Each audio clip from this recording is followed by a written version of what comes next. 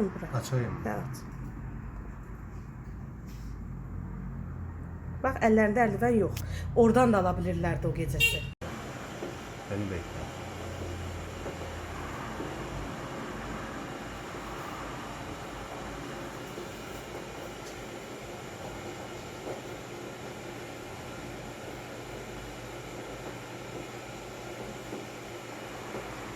Ha, şimdi eldiven var.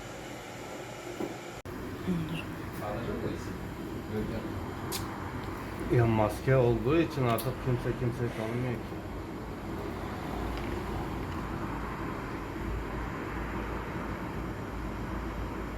Serhan'ın icra emin olsun. Gittiğinde eldiven yok. Yok. Buradan parmak izi alabilirdi.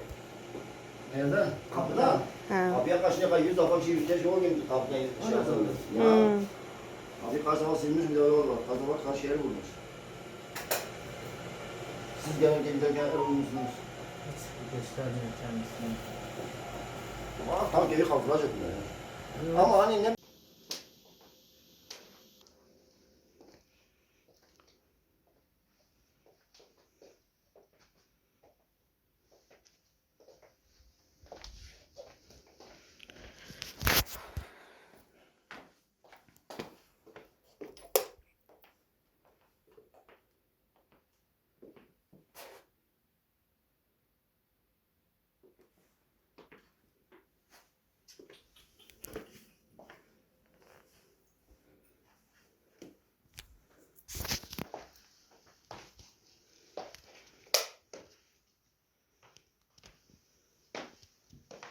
Allah'ın içinde aktarıkları.